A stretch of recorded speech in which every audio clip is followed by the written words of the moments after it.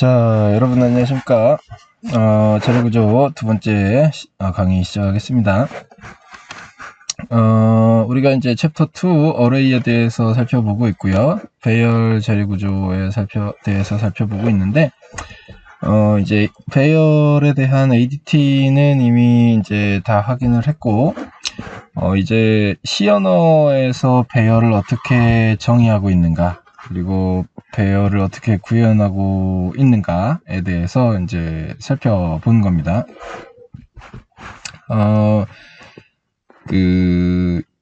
다시 한번 말씀을 드리지만, 이 자료 구조를 학습을 하고 있는 것이고요. 배열이라는 자료 구조를 학습하고 있는 것이고, 어레이라는 자료 구조, 배열도 하나의 자료 구조거든요. C 언어에만 있는 게 아니잖아요. 그러니까 그 어레이라고 하는 형태의 자료 구조를 특히 C 언어에서 어떻게 구현하고 있는가를 살펴보는 것이지, 뭐 배열이란 거 자체를 사용하는 방법에 대해서 이제 알고 싶은 게 이 학습의 목표는 아니다. 이렇게 이제 생각을 해주셔야 됩니다. 그래서 여기 제목도 보면 어레이 in C예요. 어레이가 C 언어에서는 어떻게 되어 있는가를 이제 한번 살펴볼 뿐이지, 그런 취지다 하는 거 이해를 해주시기 바라고. C 언어에서 배열을 사용할 때 이제 그 두 가지 방법으로 일단 사용할 수가 있죠. 하나는 이제 그 리스트를 이제 리스트라고 하는 배열을 이제 만들 때 이렇게 이제 포인터 타입으로 만들어서 사용할 수도 있고, 이제 이렇게 그 리스트 배열을 이제 배열 형태로 선언해서 사용할 수도 있는데, 이제 두 가지 형태가 이제 사용 형태는 비슷하지만 내부에서는 사실상 상당히 다른 형태로 나타나기 때문에, 동작을 하기 때문에 주의할 필요가 있죠. 즉 그 리스트 1하고 리스트 2는 둘 다 포인터 변수가 되죠.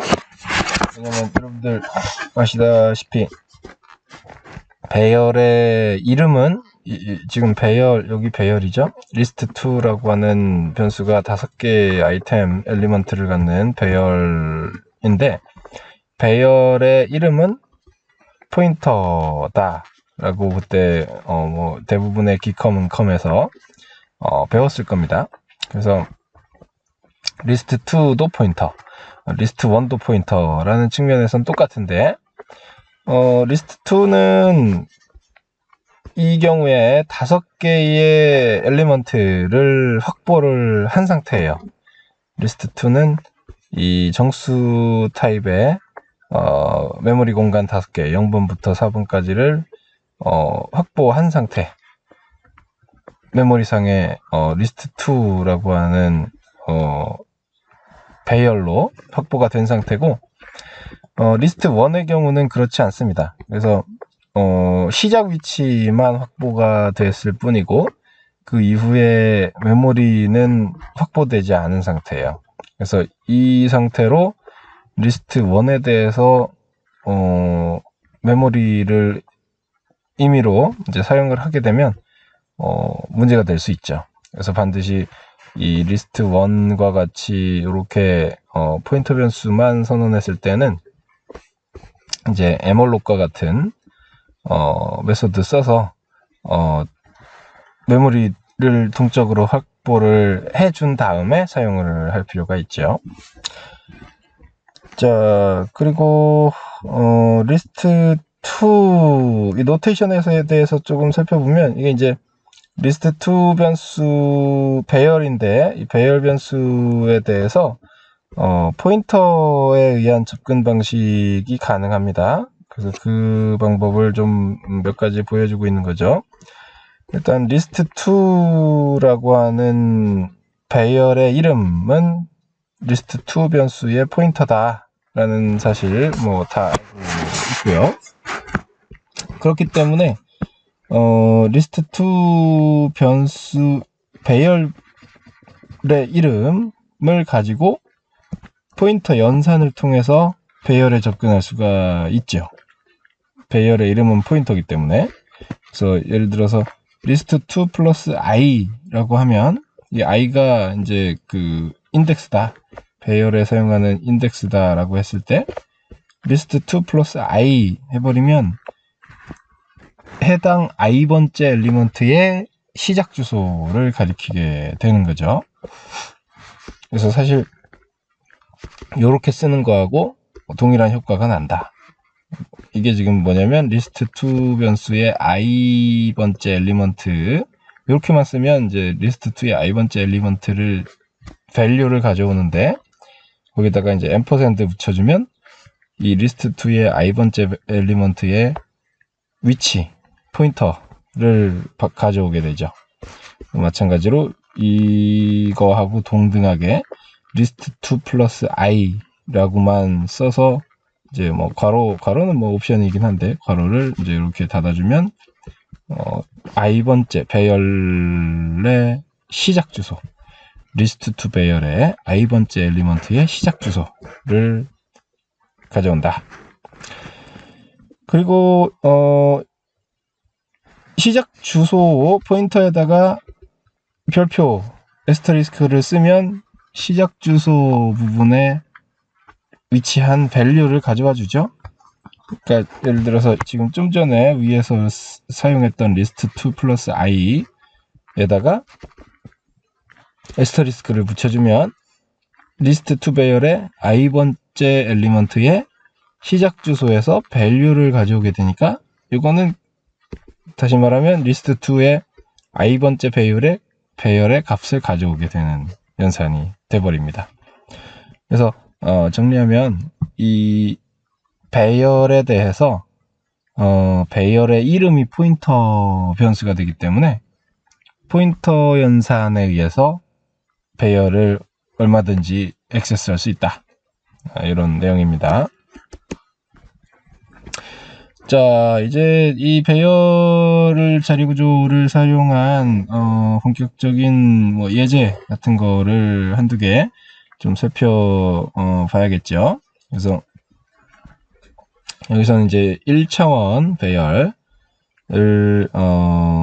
사용하는 방법을 살펴보겠습니다. 지금 앞서 설명드린 그 포인터 연산, 배열 변수 이름에 의한 포인터 연산으로 배열을 사용하고 있습니다. 예를 들어서 지금 뭐 printf 하는 거는 뭐 넘어가고요. int 타입으로 i 변수를 하나 선정을 해서 이 반복문의 인덱스로 사용하고 있습니다. 그때 i 변수를 0부터 시작해서 1씩 증가시키면서 배열의 크기만큼 동작을 시키면서 이제 사용하고 있죠. 그래서 0부터 i까지 진행을 하게 되고요. printf 파트를 보시면 여기에 지금 ptr 플러스 i는 이제 포인터 변수잖아요. ptr 플러스 i만 했을 때 이제 포인터 타입이 되는 거고, ptr 플러스 i에다가 에스터리스크를 써줬을 때는 요거는 이제 value가 되는 거죠.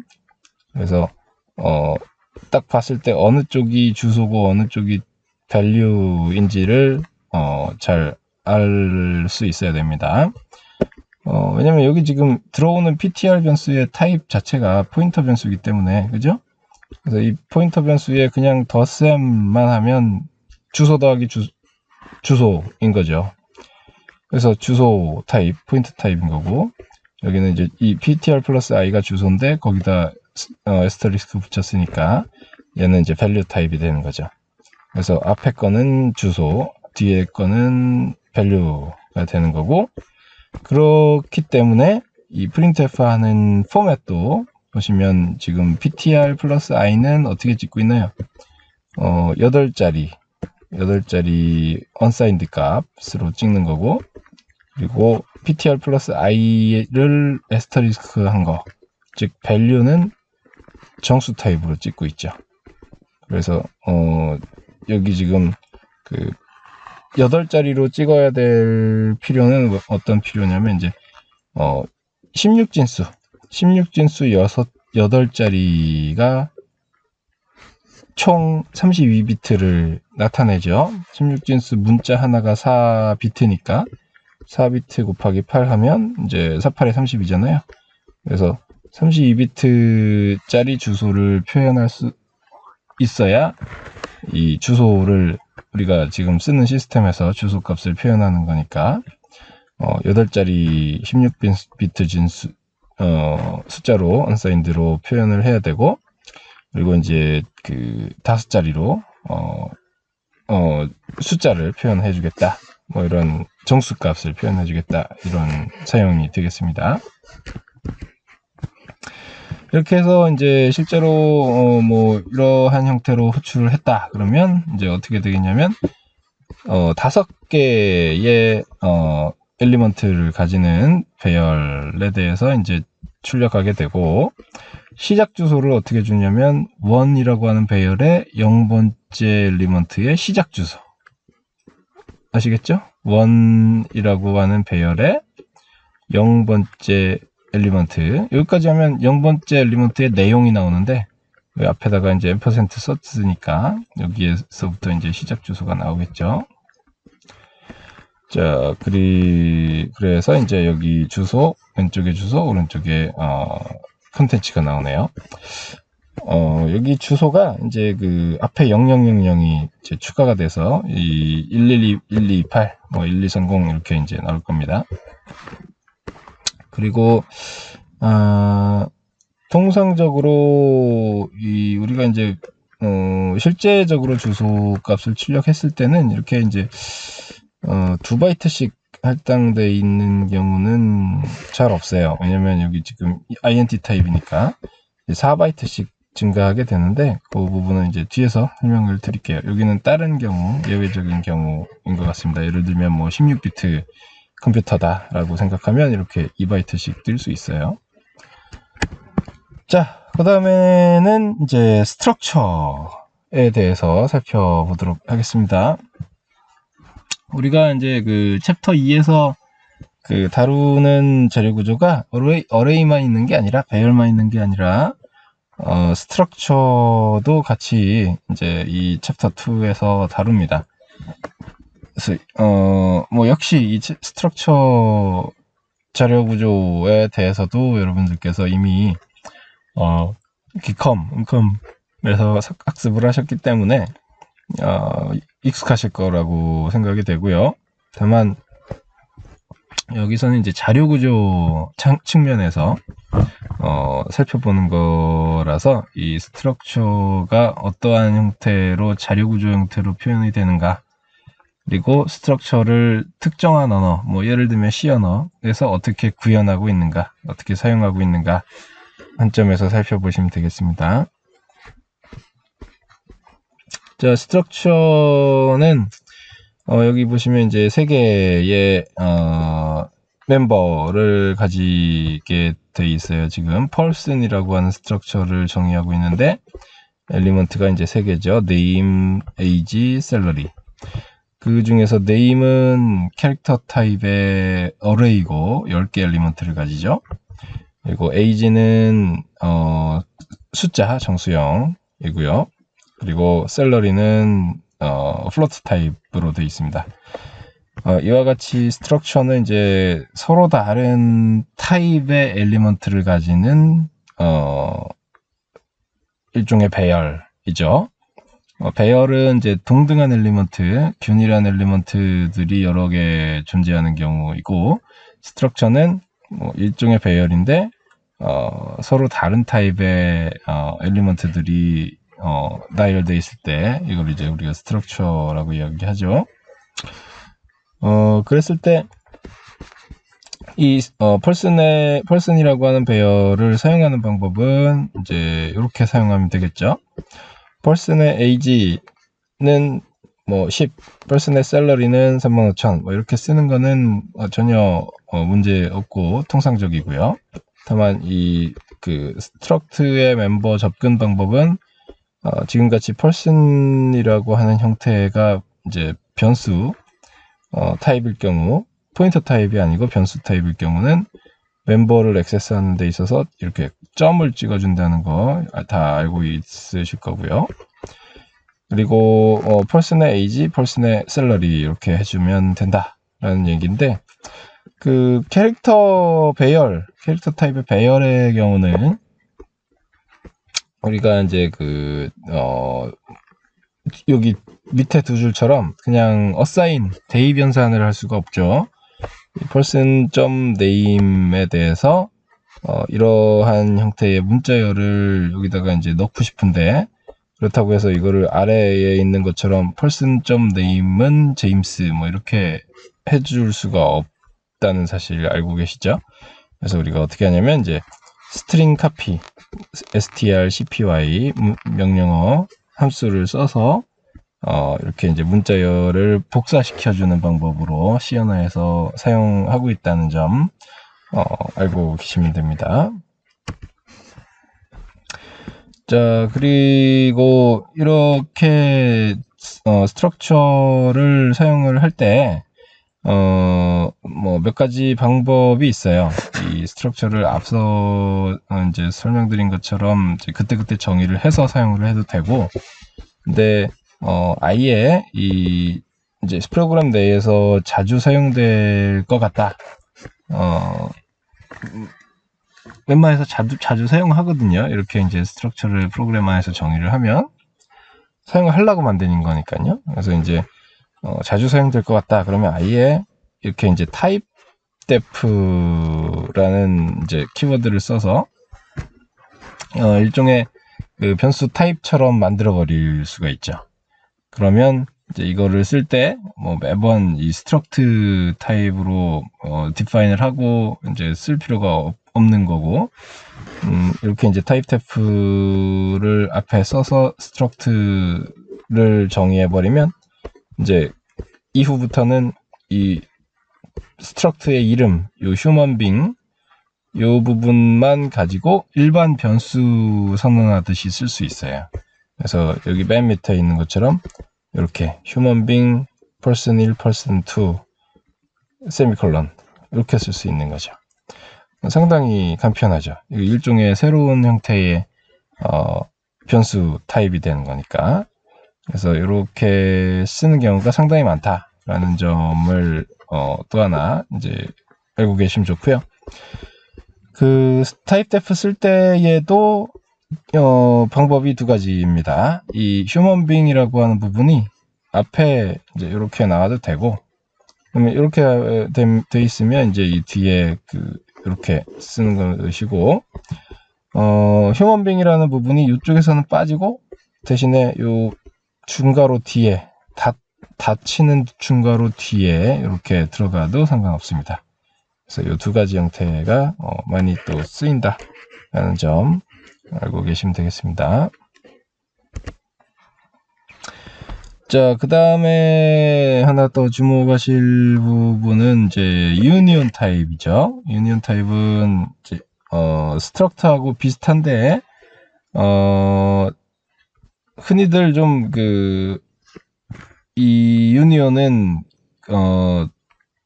학습은 하는데 이게 도대체 어디에 쓰이나 이렇게 좀 실질적으로 안 쓸 것 같은 타입 중에 하나죠. 근데 이거 은근히 또 쓰입니다. 잘은 안 쓰지만 특히 인베드 시스템 하는 분야에서는 종종 또 쓰여요. 어려운 내용 아닙니다. 여기 써 있듯이 이제 similar to struct 구조체하고 유사하지만 오직 한 개 필드만 액티브한 거가 이제 유니온 타입이죠. 즉 이 struct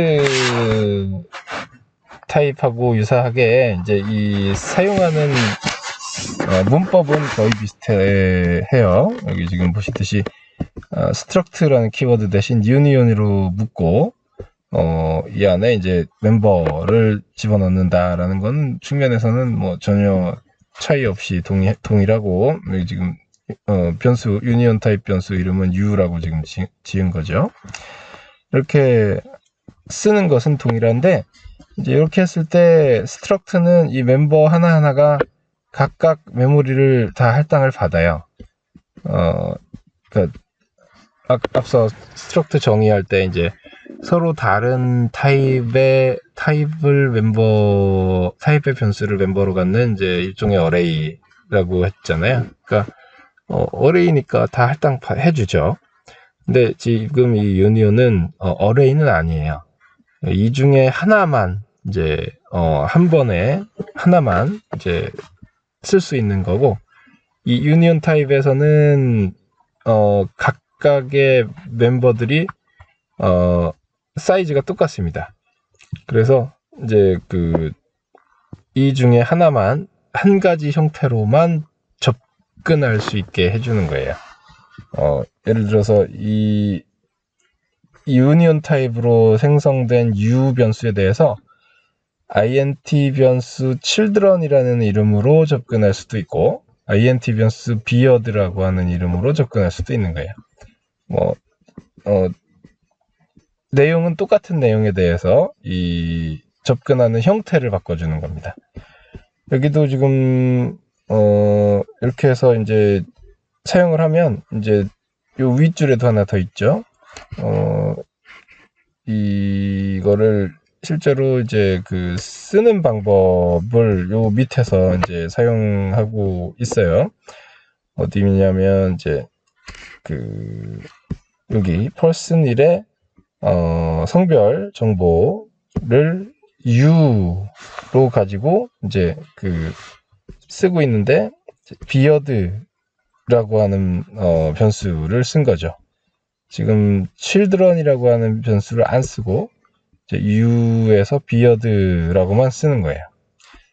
u의 beard라고 했으니까 여기다가 이제 정수형 타입에 맞는 값을 그냥 집어넣어주면 되는 거고, 지금 여기 만약에 이 u의 beard를 안 썼을 때는 이제 u의 children을 쓸 수 있는 거예요. 둘 중에 한 가지만 사용할 때 한 가지만 사용하면 되는 겁니다. 여기의 경우에 이제 예를 들어서 의미상으로도 보면 이제 children일 때는 이제 어차피 수염이 날 일이 없잖아요. 여기 beard는 수염이 났다는 얘기니까, 턱 밑에 수염이 난 경우는 아예 그냥 이제 children이 아닌 경우로 의미상으로도 이제 보는 거죠. 그래서 이렇게 이제 사용할 수 있다라는 의미입니다.